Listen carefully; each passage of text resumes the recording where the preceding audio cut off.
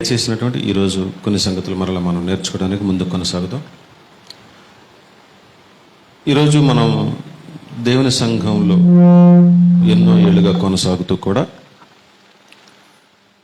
సంవత్సరాల తరబడి దేవుని యొక్క జ్ఞానాన్ని నేర్చుకుంటూ అనుభవశాలులముగా ఎంతో అనుభవాన్ని సంపాదించిన మనం ఎన్నో ఏళ్ళు దేవునితో కొనసాగుతూ ఆయనతో అనుబంధాన్ని కొనసాగిస్తూ ఉన్నాం. మనం ఎంతో కాలంగా క్రైస్తవులమని చెప్పుకుంటూ కూడా క్రీస్తుని ప్రకటించవలసిన బాధ్యత కలిగిన మనం కూడా చాలా సంఘాల్లో చాలా ఎక్కువ మందిగా ఉంటున్న లేదంటే చాలామందిని ఇబ్బంది పెడుతూ ఉన్న కొన్ని లక్షణాలు ఏంటి అంటే, మనం విడిచిపెట్టవలసిన లక్షణాలని వెంట పెట్టుకుని తిరుగుతున్నాం. అలాగే నేర్చుకోవలసిన లక్షణాలని నేర్చుకోకుండానే ఉంటున్నాం. అంటే కొన్ని లక్షణాలు ఏం చేస్తున్నాయంటే, పాతవి క్రొత్త జీవితంలోకి వచ్చిన తర్వాత కూడా మనల్ని వెంటాడుతూనే ఉన్నాయి. అవి మనలో ఒక భాగంగా బట్టలో కట్టిన ఇంగువ తీసేసిన తర్వాత కూడా దాని వాసన బట్టను వెంటాడినట్లుగా. తెలుసు కదా మీకు, సామెత కూడా ఉంది కదా, ఇంగువ కట్టిన గుడ్డ వాసన పోదని. అలాగే మనం కూడా పాత లక్షణాలని ఇంకా విడిచిపెట్టుకోకుండా తిరుగుతూ ఉన్నాం. ఈరోజు మన పాఠం ఏంటంటే, దేవుని సంఘంలో ఉండకూడని లేదా దేవుని సంఘాన్ని పరిపాలించకూడని లక్షణాలు మన పాఠం. ఉండకూడని లక్షణాలు ఈరోజు నేర్చుకుంటే, దేవుని చిత్తమై అందరం ఆదివారంలోకి ప్రవేశిస్తే నేర్చుకోవాల్సినవి, ఉండాల్సిన లక్షణాల గురించి చాలా పెద్ద పాఠం నేర్చుకున్నాం. ఎందుకు అనంటే, ఈ లక్షణాలు ఆ పాత ఇంగువలాగా మనల్ని వెంటాడుతూనే ఉన్నాయి. ఆ వాసన పోనట్టే సంఘంలోకి వచ్చిన తర్వాత కూడా మనలో పూర్తిగా పోయి శుభ్రంగా ఉండాల్సిన మనం ఆ పాత లక్షణాలను వెంటాడుతూనే ఉన్నాం. వాటిలో కొన్ని లక్షణాలు ఈరోజు మనం నేర్చుకున్నాం క్లుప్తంగా. నేను ఈరోజు 5 లక్షణాలు మాట్లాడబోతూ ఉన్నాను. ఇంతేనా అంటే కాదు. దీని పక్కన సున్నాలు పెట్టుకున్నా కూడా పెరుగుతూనే ఉంటుంది విషయం. అయితే మనం మూకుమ్మడిగా లెక్కేసుకుంటే, అంటే టోటల్గా ఉంటే, మనల్ని శుభ్రం చేసి దేవుడు ఈ సన్నిధిలో నిలబెట్టిన తర్వాత కూడా మనం ఇంకా మోసుకొని తిరుగుతున్న లక్షణాల్లో కొన్నిటిని ఈరోజు మనం ప్రస్తావిస్తూ, వాటిని ఎలాగా మోసుకొని తిరుగుతున్నామో, వాటి వల్ల మనకు జరిగే నష్టం ఏంటో తెలుసుకుంటే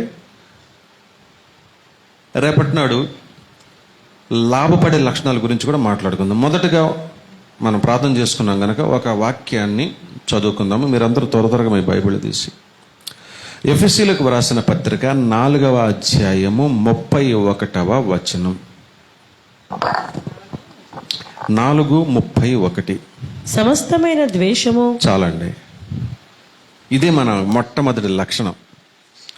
వాస్తవంగా బైబిల్లో అంటే సంఘంలో నుంచి దేవునిలోనికి వచ్చిన తర్వాత ఒక మనుష్యుడు క్రైస్తవునిగా ముద్రపడిన తర్వాత, వారు స్త్రీ అయినా పురుషులైనా, వారు నేర్చుకోవలసిన ఒక మొట్టమొదటి లక్షణం ఒకటి చెప్పండి. దేవునిలోకి వచ్చాక దేవుని బైబిల్లో ఉన్న సారాంశం మొత్తాన్ని 2గా 10 ఆజ్ఞలు 20 ఆజ్ఞలు కాకుండా 2 ఆజ్ఞలుగా చెప్పారని మనకు తెలుసా? మీకు ఎంతమందికి తెలుసు? మత్తయి సువార్తలో చెప్తారు కదా 22వ అధ్యాయంలో. మొట్టమొదటిది ఏంటి? దేవునిని ఆరాధించాలి పూర్ణ హృదయంతో, పూర్ణ బలంతో. ఒకసారి చదువుకుని దీని వెళ్దాం. మత్తయి సువార్త 22వ అధ్యాయము 38, 39 వచనాల్లో ఒక మనుష్యుడికి దేవుడు చెప్తున్నారు, ఏంటిది?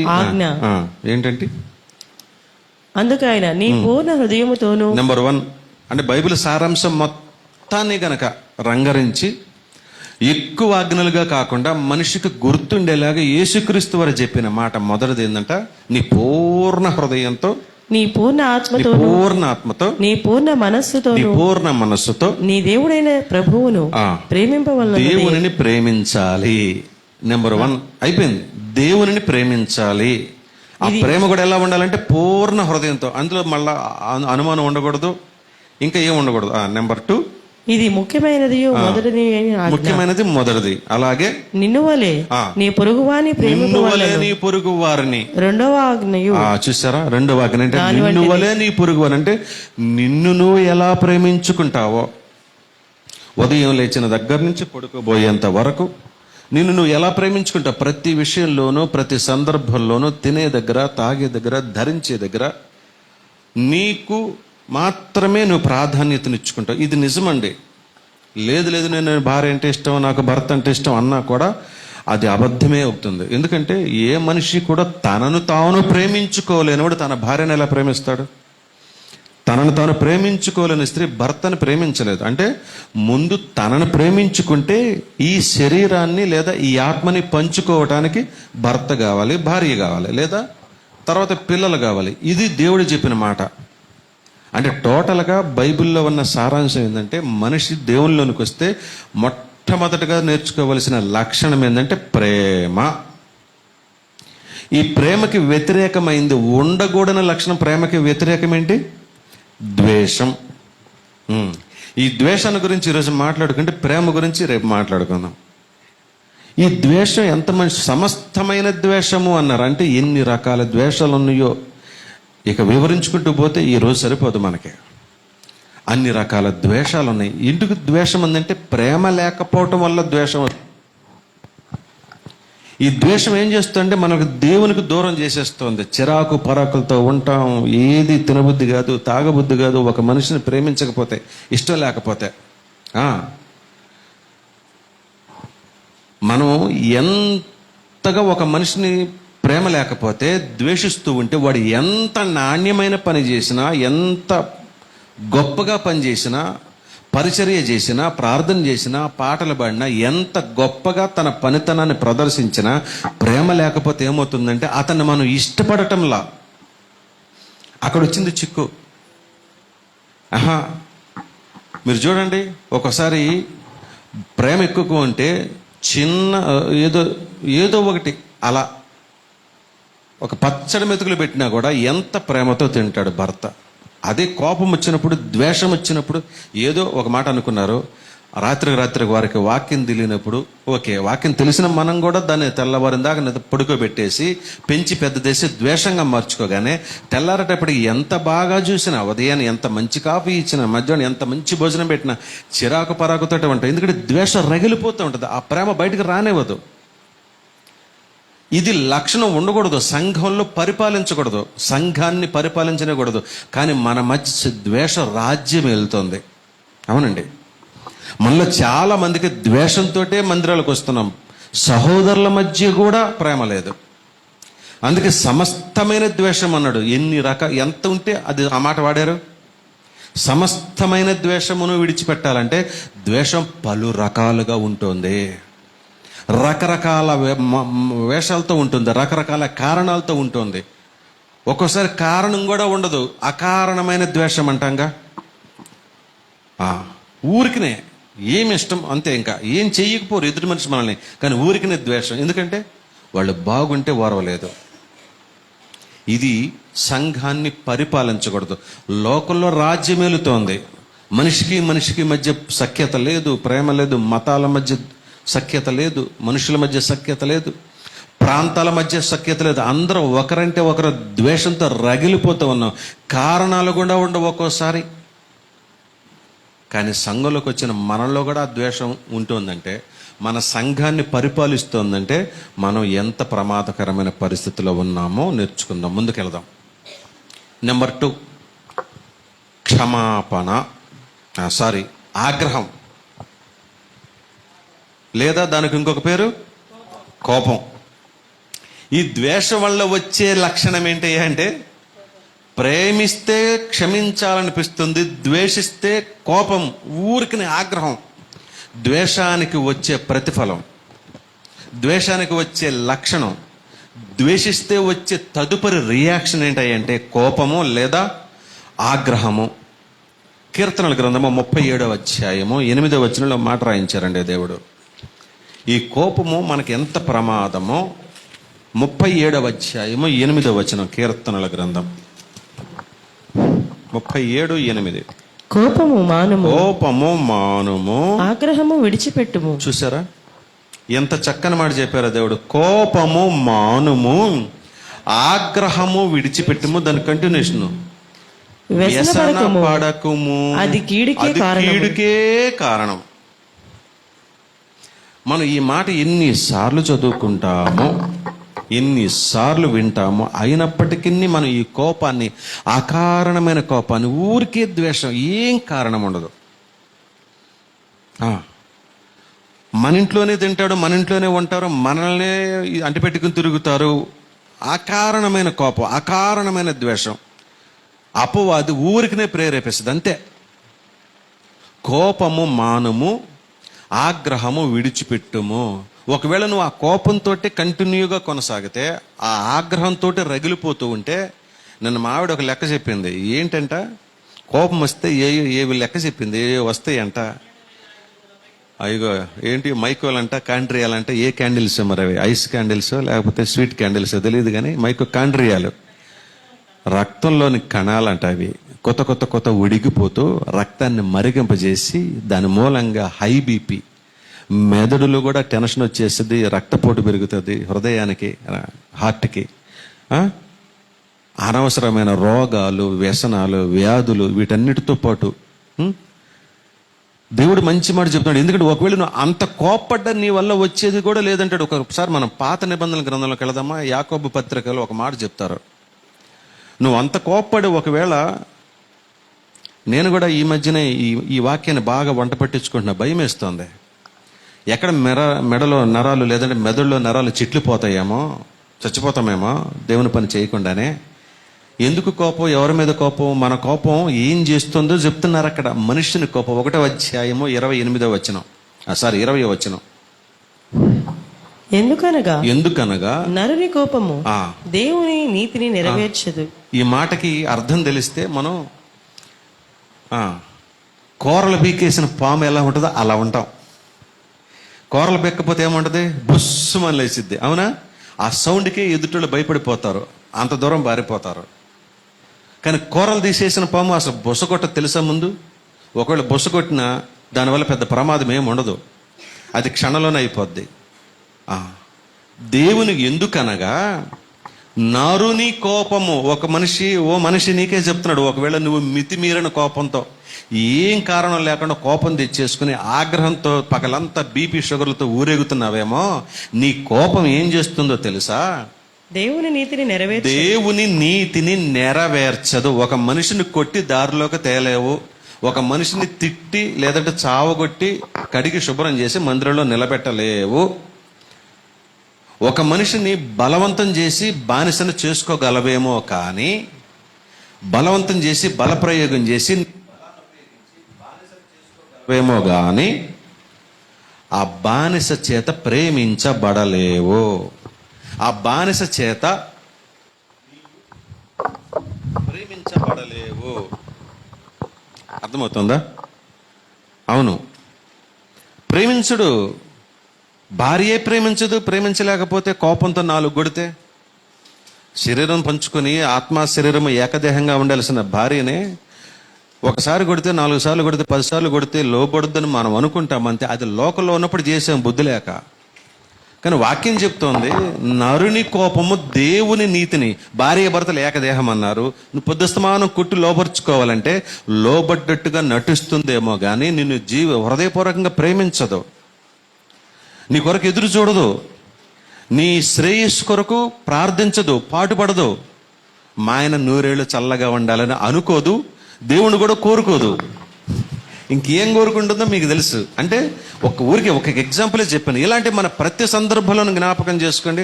మనం ఆగ్రహంతో కోపంతో ఉంటే మనకొచ్చే లాభం ఏమీ లేదు. పైగా దేవుని నీతిని, అంటే దేవుని వాక్యాన్ని మనం ప్రకటించలేము, పాటించలేము. దేవుడు కోరుకున్నది మన జీవితంలో నెరవేర్చలేము. నీ కోపము దేవుని నీతిని నెరవేర్చదు. నువ్వు ప్రేమిస్తే నెరవేర్చబడుతుంది. ప్రేమిస్తే వాళ్ళు నీకు లోబడతారు, నీ మాట వింటారు, నీతో పాటు దేవుని సన్నిధిలోనికి వస్తారు, సంతోషంగా గడుపుతారు, ఆరాధించటంలో ప్రతి విషయంలో నీకు తోడుగా ఉంటారు. ఇది మనం నేర్చుకోవాలి. అందుకే దేవుడు అంటారు వ్యసనం అదేందంట, వ్యసన పడకము, అది నీకు కీడికే, మేలు కాదు. ఇంకో దాంట్లోకి వెళ్దాం, ఇంకొక విషయంలోకి వెళ్దాం. వాతావరణం బాగలేదు, వర్షం పడుతుంది. 3వ లక్షణం మన దగ్గర ఉండకూడని లక్షణం విమర్శ. ఇది అస్సలు మనల్ని పీల్చి పిప్పి చేస్తోంది ఈ దురలవాటు.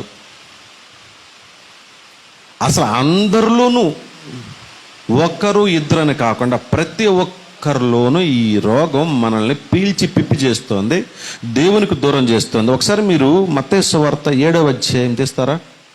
మత్తయి సువార్త 7వ అధ్యాయము 1, 2, 3 వచనాలు ఒకసారి చదువుతారా? ఇది ఎంత ప్రమాదకరమైందో విమర్శ. ఎందుకు? ఈ ఆగ్రహం వల్ల.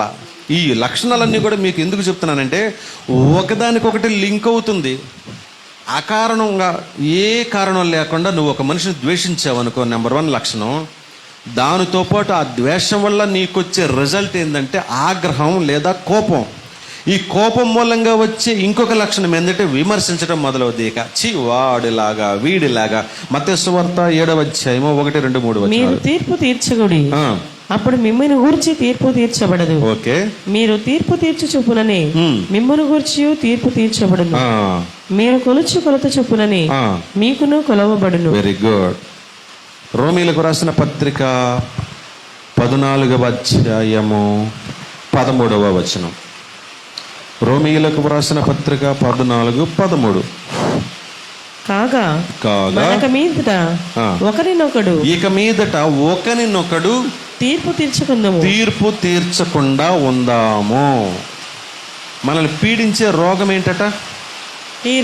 జబ్బు ఏంటంటే తీర్పు తీర్చడం, విమర్శించటం. ఈ విమర్శ వల్ల ఏమవుతుందంటే ఒక్క లక్షణం కూడా మనకు మంచిది కనపడదు ఎదుటి మనిషిలో.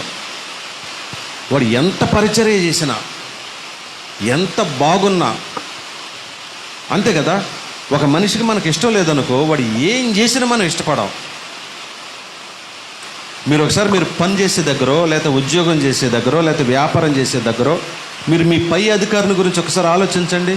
మీరు గనక వాడికి ఏ కారణం చేతనో వాడికి ఇష్టం లేకపోతే, నువ్వు ఎంత నిజాయితీగా చేయగాక, ఎంత గొప్పగా పనిచేయగాక, ఎంత నాణ్యంగా పనిచేయగాక అస్సలు ఇష్టం ఉండదు వాడికి.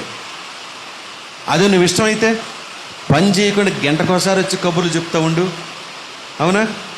ఎగ్గొట్టి వాడి పక్కనే కూర్చుని పని ఎగ్గొట్టి కబుర్లు చెప్తూ ఉండు. మరి ముఖ్యంగా ఉద్యోగాలు చేసే వాళ్ళకి అర్థమవుద్ది ఈ సంగతి. అధికారిని మాయ మాటలు చెప్పేసి, బురుడి మాటలు చెప్పేసి అస్సలు పని చేయకుండా జీవితం గడిపేసిన వాళ్ళతో నేను ఉద్యోగాలు చేశా. విశ్రాంతి లేకుండా పని చేశాను. నేను పని చేయకుండా నాతో పాటు 30 సంవత్సరాల సర్వీస్ పూర్తి చేసిన వాళ్ళు కూడా ఉన్నారు. నేను ఈ మాట చెప్తున్నాను, ఎందుకు చెప్తున్నానంటే విమర్శించడం అనేది మనలో ఉన్న ఒక దుర్గుణం. ఏంటంటే ఒక మనిషిని మనం ఇష్టం పడలేకపోవటం మూలంగా, ప్రేమించలేకపోవటం మూలంగా, వానిలో తప్పులే ఎంచుతూ ఉండటం మూలంగా మనం ఏం చేస్తామంటే తీర్పు తీర్చడం మొదలు పెడతాం. నువ్వు అలాగా, నువ్వు ఇలాగా, నీకు అది బాగలేదు, ఈ పద్ధతి బాగలేదు అని ముళ్ళు గరతో గుచ్చుతూ ఉంటాం మనం. దేవుడు అంటున్నాడు తీర్పు తీర్చకుడే, మీకు తీర్పు తీర్చబడదు. నీ కంటిలో ఇందాక మనం చదువు 3వ వచనం చదవండి. మత్తయి సువార్త ఇందాక మీరు చదివారు 7వ అధ్యాయం 3వ వచనం, దాని కంటిన్యూషన్. సహోదరుడా, నీ కంట్లో ఎంత పెద్ద పెద్ద దూలాలు పెట్టుకుని నువ్వేంట్రా ఎదుటి వాళ్ళ కంట్లో నలుసెత్తుకులు ఆడుతుంటావు అంటాడు. మత్తయి సువార్త 7వ అధ్యాయము 3వ వచనం. నీ కంటిలోనున్న దూలము నచ్చక చూసారా, నీ సహోదరుని కంటిలోనున్న నలుసును చూచుట ఎలా? చూసారా ఈ మాట? ఎలాంటి ఎందుకురా అలా చూస్తా అంటే విమర్శ ఎక్కువైపోయింది మనకి. విమర్శ మనిషిని ప్రాణం తీస్తుంది, అవమానపరుస్తుంది, గాయం చేస్తుంది. ఆ గాయం ఒక పట్టాన పోదు, తగ్గదు. శరీరం గాయం చూడండి ఎప్పటికైనా తగ్గిపోద్ది, కానీ మనసుకి గాయం తగిలితే, అవమానం అనే గాయం తగిలితే అది చాలా సంవత్సరాల పాటు గుర్తుండిపోద్ది, తగ్గదు. ఆ గాయం చేసిన మనిషి కనపడాల్సిన పని లేదు, జ్ఞాపకం వచ్చినప్పుడల్లా ఆ గాయం రేగుతూనే ఉంటుంది. అందువల్ల మనలో సంఘంలోకి వచ్చాక ఈ విమర్శించడం అనే ఈ దుర్గుణాన్ని మనలోంచి తొలగించుకోవడానికి ప్రయాసపడాలి. అంత ఈజీగా పోదది. కాబట్టి దేవుడు ఏమంటున్నాడు, ఒకరికొకరు తీర్పు తీర్చకుండా ఉండటానికి ప్రయాసపడదాం. ఈ లక్షణం లేకపోతే ఒకరినొకరు ప్రేమించుకుంటాం. ఏం చేస్తే కొంతమందికి చేత కాదు. ఎన్ని సంవత్సరాలు కాపురం చేసినా, ఎన్ని సంవత్సరాలు ఇంట్లో ఉన్నా వంట చేయటం రాకపోవచ్చు, అవునా? ఒకసారి తిడతాం, 2 సార్లు తిడతాం. ప్రతిసారి తిడుతూ ఉంటే ఆ భర్త భార్య భరించగలరా? సంఘంలో ఎన్నిసార్లు పాట రాకపోవచ్చు, ప్రార్థన రాకపోవచ్చు, ఉండే కొద్దీ మనం ఏం చేయాలంటే భరించడం నేర్చుకోవాలి. ఇంకా వదిలేసి అంటే విమర్శించడం మానేయాలి. లేకపోతే ముందు మనం సుఖంగా ఉండలేం. దానివల్ల ఏమొద్దంటే మన మనసు ప్రశాంతంగా ఉంటుంది. ఒక పోనీ మనం చేసేది ఏం లేదు. ఎందుకంటే ఎంతకైనా నేర్చుకోవాలన్న తపన అవతల మనుషులో లేనప్పుడు మనం ఎంత ప్రాకులాడినా కూడా ఉపయోగం లేదు. దానివల్ల ఏమవుద్దంటే మనుషులకు దూరం జరుగుతాం. ఎందుకంటే తీర్పు తీర్చి దేవునికి అప్పగించాలి మనం. అయ్యా నా తప్పు లేదు, నా వల్ల కాదు, చెప్పిన నాళ్ళు చెప్పాను, ఇక ఎక్కువ చెప్పే కొద్ది నేను శత్రువైపోతున్నా అని నేను కాదు, మనం అందరూ అని అనుకోగలగాలి. అప్పుడే ఎదుటి మనిషి మీద ప్రేమించగలగాలి. భోజనం పెట్టిన వాడిని ప్రేమించగలగాలి. అస్సలు ఏమాత్రం తిన్నావా లేదని అడగకుండా ఉన్నవాడిని కూడా ప్రేమించగలుగుతాం. అద్భుతంగా పాటలు పాడేవాళ్ళని ఇష్టపడగలుగుతాం. అసలు ఏమీ రాకుండా మోగోళ్ళలాగా కూర్చున్నా కూడా ప్రేమించగలుగుతాం. ఎందుకంటే అది మనకు మంచిది, మన ఆరోగ్యానికి మంచిది, సంఘ క్షేమానికి మంచిది. ఈ విమర్శ అనే లక్షణం మనలోంచి తీసేసుకోవడానికి ప్రయాసపడాలి. అంత ఈజీగా పోదు. పైగా మనకున్న చెడ్డ అలవాటు ఏంటంటే విమర్శించడం ఒక లక్షణం అయితే, అది ముఖాముఖి మనిషిని విమర్శించకుండా ఆ మనిషి లేనప్పుడు మనలో మనం మాట్లాడుకుంటాం. అది ఇంకా చెడ్డ అలవాటు. సో మొదటిదేంటి?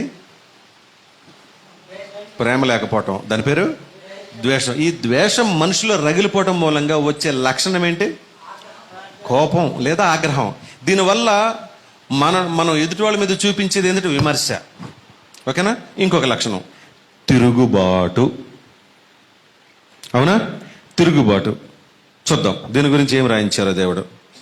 ఒకసారి పాత నిబంధన గ్రంథం, ముందుగా సామెతల గ్రంథంలోకి వెళ్ళొద్దాం ఒకసారి. అలాగూ సామెతల గ్రంథము 17వ అధ్యాయము 11వ వచనం. సామెతల గ్రంథము 17వ అధ్యాయము 11వ వచనం. తిరుగుబాటు చేయువాడు కీడు చేయుటకే కోరును, అట్టి వాని వెంట క్రూర దూత పంపబడును. ఒకసారి మీరు అపొస్తల కార్యాల గ్రంథము 5వ అధ్యాయము 37వ వచనం గనక చూస్తే, అపొస్తల కార్యాల గ్రంథము 5వ అధ్యాయము 37వ వచనం గనక మీరు చూస్తే చదవండి. ఒకడున్నాడంట అక్కడ, ఒకడు కనపడతాడు. మనకి తరువాత జనసంఖ్య దినములలో గలిలయుడైన యూదా అని ఒకడు వచ్చి ప్రజలను తనతో కూడా తిరుగుబాటు చేయ ప్రేరేపించెను. వాడు కూడా నశించెను. వానికి లోబడిన వారందరూ చెదరిపోయిరి. కాబట్టి నేను మీతో చెప్పినదేమనగా, ఈ మనుషుల జోలికి పోక వారిని విడిచిపెట్టుడి. అక్కడ టోటల్ ఒక మొక్క చెప్పాడు. తిరుగుబాటు చేయడానికి ప్రేరేపిస్తే ఏం జరిగిందట? వాడు నశించెను. ఒక ముఖ్యమైన సమాచారాన్ని ఇచ్చాడు. తిరుగుబాటు చేసేవాడు నశించిపోతాడట. దానికి నిదర్శనంగా సామెతల గ్రంథంలో ఏం చెప్తున్నారు? తిరుగుబాటు చేసేవాడు ఏం చెబుతున్నాడు? 11వ వచనంలో కీడు చేయటికే కోరతాడట, అట్టి వాని వెంట క్రూర దూత పంపబడును. ఈ తిరుగుబాటు గురించి ఒక గొప్ప లక్షణం చెబుతున్నాడు. ఒక మనిషిని నువ్వు ప్రేమించకుండా పొద్దుస్తమానం విమర్శిస్తూ ఉంటే ఏం చేసినా విమర్శిస్తూనే ఉంటే ఇంట్లో మన భార్య మనకు శత్రువు అయిపోద్ది, మన భర్తే మనకు భయంకరుడైన శత్రువు అయిపోతాడు, మన పిల్లలే మనకు శత్రువు అయిపోతారు. మరి మన కుటుంబంలోనే ఇన్ని లక్షణాలు కనపడుతూ ఉంటే, సంఘంలో ఒక తల్లి పిల్లలుగా ఉండని మనము విమర్శిస్తూ ఉంటే, ఆ విమర్శింపబడేవాడు ఊరుకుంటాడా? ఏం చేస్తాడు చెప్పండి? తిరుగుబాటే చేస్తాడు. కొనాలు తిరగబడతాడు. ఒక పిల్లిని మనం అనుకుంటాం కదా, పిల్లిని 4 గోళ్ల మధ్య కట్టేసి కొడితే ఏం చేస్తుందట? తిరగబడుతుందా లేదా? ఎన్నిసార్లు మనం చూడలేదు.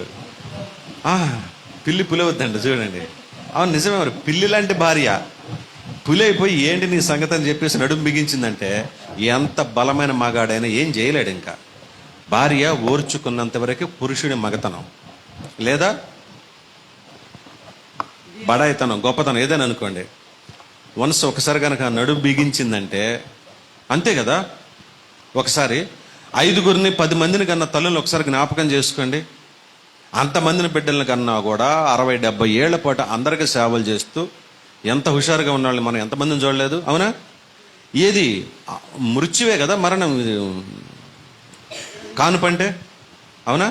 అంటే అన్నిసార్లు చచ్చి బతికిన స్త్రీ కూడా 70-80 ఏళ్ళ వయసు వచ్చిన ఇంకా హుషారుగా తిరుగుతూ పనిచేస్తుంది. అవునా? అసలు ఏ బాధరబందే లేకుండా ఊరికి తిరిగి మగడు 40-50 దాటినాక చూడండి, 60 దాటినాక చూడండి. అంటే అక్కడే అర్థం కావట్లే, వాళ్ళు మామూలుగా జనరల్గానే స్వాభావికంగానే బలాఢ్యులు. వాళ్ళకి శరీర బలం కంటే కూడా ఆత్మ బలం ఎక్కువ.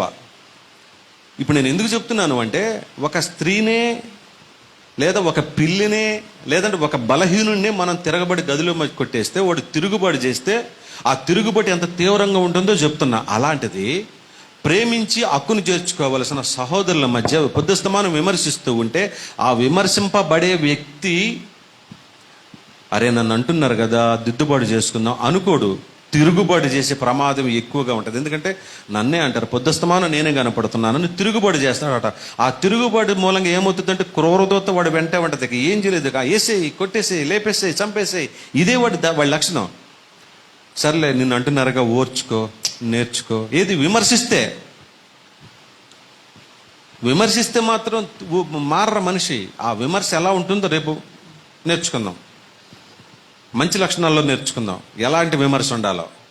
కానీ ఇప్పుడు మాత్రం విమర్శ మూలంగా ఏమవుతుందంటే తిరుగుబాటే జరుగుతుంది. ఒకడు తిరుగుబాటు చేస్తే వాడు నశించాడంటే, వాడితో పాటు తిరుగుబాటు చేసిన వాడు నశించారట. అపొస్తలుల కార్యాలు మనం చదువుకున్నాం. ఇప్పుడు సామెతల గ్రంథంలో వాడు క్రూరదోతే ఉంటుందంట వాడి వెంట. వాడంతా ఎందుకు వాడు లక్షణమే ఇంకా తిరుగుబాటు చేయవాడు, కీడు చేత. ఇక అంతే, మేలు చెయ్యాలని, లోబడాలని, సరిచేయబడాలని, మంచి నేర్చుకోవాలని, తప్పు సరిదిద్దుకోవాలని అనుకోడు. విమర్శిస్తే అంత పెద్ద ప్రమాదం జరుగుతుంది. తిరుగుబాటు చేయడానికే ఇష్టపడతారు అంతే. మనకి ఈరోజు కనపడుతున్న ప్రభుత్వాలు కానీ, లేదంటే జరుగుతున్న మార్పులు కానీ, లేదా ప్రపంచంలోనే కానీ, భారతదేశంలోనే కానీ, ఆంధ్రప్రదేశ్లోనే కానీ, మన కుటుంబాల్లోనే కానీ, మన సంఘాల్లో కానీ చూడండి, ఏమాత్రం ఎప్పుడు చూసినా మంచి చేయకపోతే తిరుగుబడతారో లేదా జనాలు తిరుగుబడి చేస్తారు. రిజల్ట్ కనపడుతుంది ప్రతి చోటను. మరి సంఘంలో తిరుగుబడి చేయడా సహోదరుడు? ఖచ్చితంగా చేస్తాడు. మనం విమర్శించడం మూలంగా ఒక మనిషిని తిరుగుబాటు చేయడానికి ప్రేరేపించిన వాళ్ళం అవుతామేమో. ఆ తిరుగుబాటు చేయడానికి వ్యక్తి పూనుకుంటే వాడిని ఆపటానికి ఇంకెవరు తరం కదా. ఎందుకంటే వాడిని ప్రేరేపించేదే అపవాది. అంత ఈజీగా వాడిని కూర్చోబెట్టదు, ఇంకా కుదరనివ్వదు. ఏదైతే కానీ అబ్బా నా వల్ల కాదనుకుంటా. అంతే కదా రైట్. దీని మూలంగా ఏం జరుగుతుందో ఇప్పుడు చూద్దాం. ఒక మనిషి ద్వేషం వల్ల కోపం తెచ్చుకొని ఎదుటి మనిషిని విమర్శిస్తూ ఉంటే, ఆ విమర్శించబడినటువంటి వ్యక్తి తిరుగుబాటు చేస్తే ఇప్పుడు సంఘంలో జరిగేది ఏంటో తెలుసా? రిజల్ట్ భేదాభిప్రాయాలు. ఏకాభిప్రాయం కాదు. ఏకాభిప్రాయాలు ఉంటాయా? ఏకాభిప్రాయము అంటామా? ఏకాభిప్రాయం అంటే ఒకటే మాట, అంతేనా? కానీ భేదాభిప్రాయము అంటామా? భేదాభిప్రాయాలు అంటామా? ఏంటికి? ఎందుకు? భేదాల్లో అనేక అభిప్రాయాలు ఉంటాయి. ఏకమైన అభిప్రాయం, ఏకాభిప్రాయం అంటే ఒకటే మాట ఇంకంతే. కానీ భేదంలో ఇంకా 4 రకాలు అయిపోతారు. 10 మంది ఉంటే 10 దారులు అయిపోతారు. 100 మంది ఉంటే 100 అభిప్రాయాలు అయిపోతాయి. ఇంకొక పని జరగదుక. దీని గురించి దేవుడు రాయించాడు ఒకసారి మీరు చూద్దామా? రోమీలకు వ్రాసిన పత్రిక 2వ అధ్యాయము, రోమీలకు వ్రాసిన పత్రిక 2వ అధ్యాయము 8వ వచనం.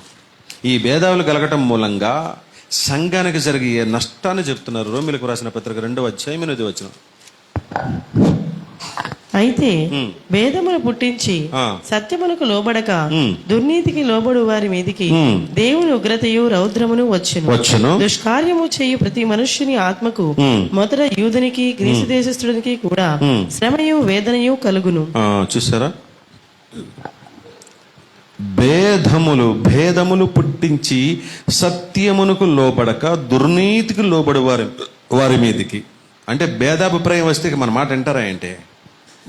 ఒక మనిషి తిరుగుబాటు చేయటం మొదలుపెట్టాడు, వాడిని కూల్ చేయాలంటే మన వల్ల అవుద్దా? బ్రతిమిలాలి, బామాలాలి, కాళ్ళు గడ్డలు పట్టుకోవాలి, రమ్మని పదే మధ్యవర్తులను పంపించాలి, లేదా మనమే వెళ్ళాలి. ఎన్ని ఇబ్బందులు తెలుసా? ఒకసారి ఒక మనిషిని భేదాభిప్రాయంతో మనం దూరం చేసేసుకుంటే. ఈరోజు మనం అందరం కొంచెం కుడి ఎడంగా ఈ లక్షణాల్లోనే మనం ఇంకా ఆ ఇంగు వాసనలాగా, ఆ బట్టగట్టిన ఇంగు వాసనలాగా పాత జీవితం ఈ వాసనలు ఇంకా మనలోనే కొట్టుమిట్టాడుతూనే ఉన్నాయి. ఇంకా పూర్తిగా విడిచిపెట్టలా. దానివల్ల జరిగేది ఏంటంటే భేదాభిప్రాయాలు పడతాయి. భేదాభిప్రాయాలు పడటం మూలంగా దేవుని ఉగ్రత వస్తుందట వాళ్ళ మీదకి. ఎందుకు? నీతి చేయడిక నీతిని విడిచిపెట్టేసి అవినీతిని చేపడతాడు. అవినీతిని చేపట్టడం మూలంగా ఏమవుతుందో తెలుసా? ఊరికినే తిరుగుబాటు. ఊరికినే అకారణమైన కోపం, ద్వేషం.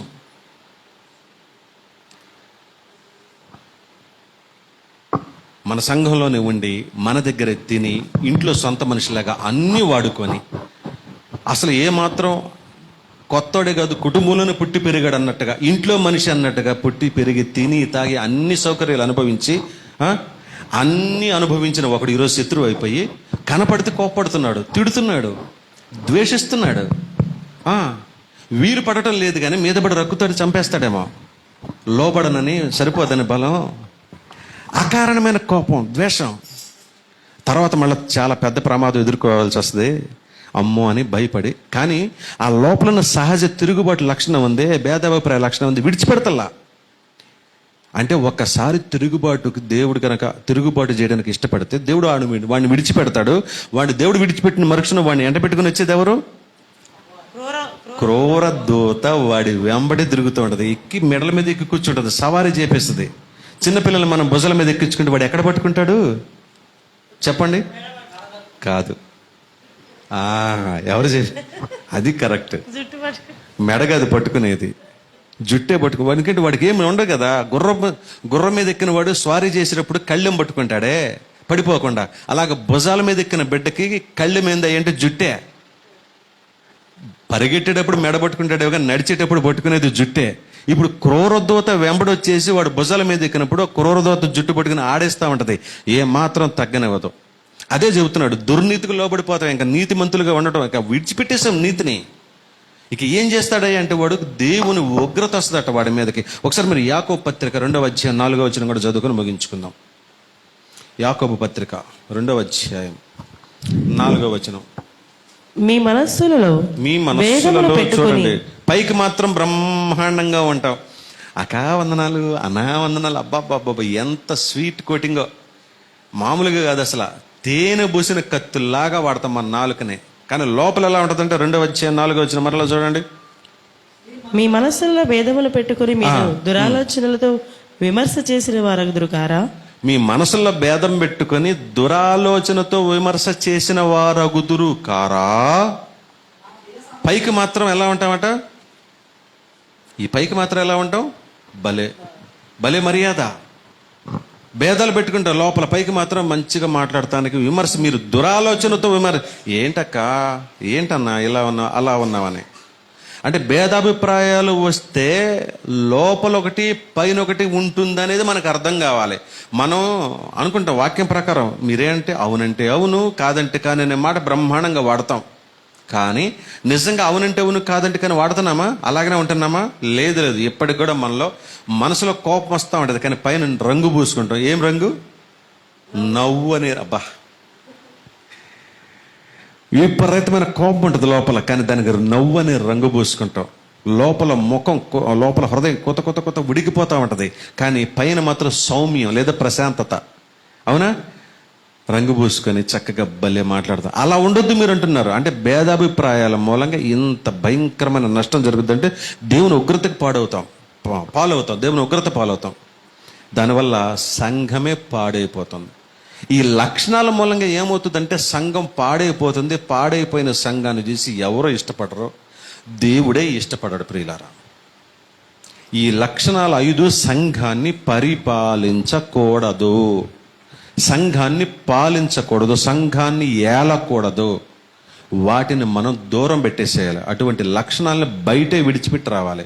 బయట అంటే చర్చి బయట విడిచిపెట్టేసి మళ్ళీ వెళ్ళేటప్పుడు చెప్పులు జోళ్ళు వేసుకున్నట్టుగా కాదు, సంఘంలోనే బయట సమాజంలోనే విడిచిపెట్టేసేయాలి. ఇంకా వాటిని మనం తీసుకోకూడదు.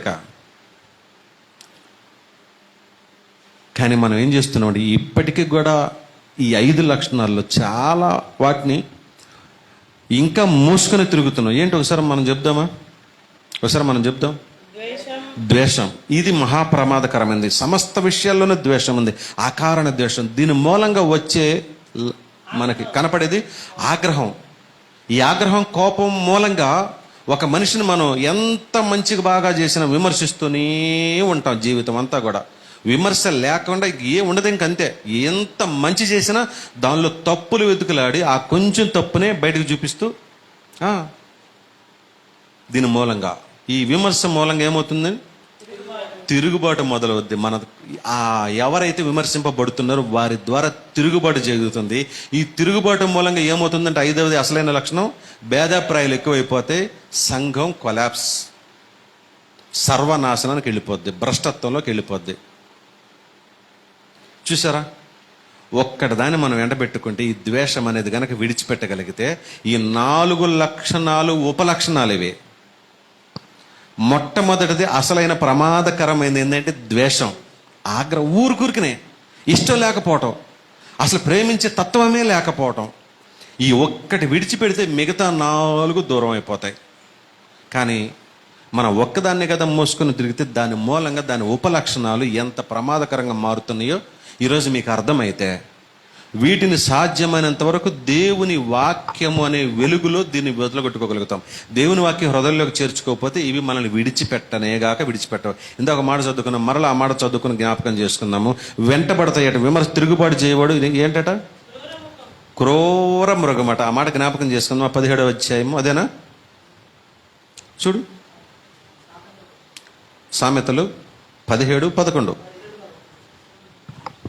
తిరుగుబాటు చేయవాడు కీడు చేయుటకే కోరును, అట్టి వాని వెంట క్రూరదూత పంపబడు. క్రూర దూత మన వెనకమాలే ఉంటది. చెప్పానుగా, భుజం మీదకి ఎక్కించుకుంటాము. వాడు మన జుట్టు పట్టుకుని, జుట్టు అంటే తల పట్టుకుని, తల అంటే ఆలోచనల్ని మాత్రం నువ్వు తగ్గొద్దు అంటది. మనం తగ్గాలని అనుకున్నా సరే నువ్వు తగ్గొద్దు, నాకు కాదు, నీకు కాదు, నాకు అవమానం అంటది. వాడేదో మనల్ని పెట్టి పోషించినట్టు, మనకు మొత్తం వాడు చూస్తున్నట్టుగా వాడు మనల్ని పైన కూర్చొని ఆడిస్తూ ఉంటాడు. నాకు అవమానంగా ఉంది, నీకు లేదా అని వాడు మనల్ని ప్రేరేపిస్తాడు.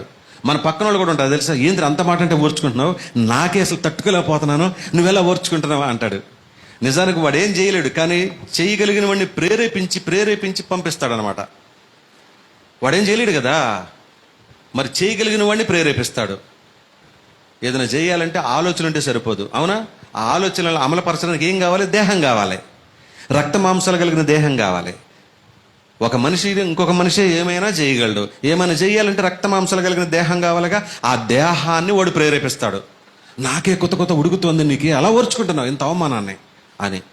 కాబట్టి ప్రియులారా, దేవుని మహాకృపను బట్టి ఈరోజు మనం కనీసం ఈ రోజు నుంచి అయినా ఇప్పటివరకు ఒకవేళ ఈ లక్షణాలు, ఈ 5 లక్షణాలు ఏమైనా మనలో ఉంటే, ఇవి అందరిలోనూ ఉండేవే ఖచ్చితంగా. మనం కూడా ఎన్నోసార్లు విమర్శలు ఎదుర్కొంటూ ఉంటాం.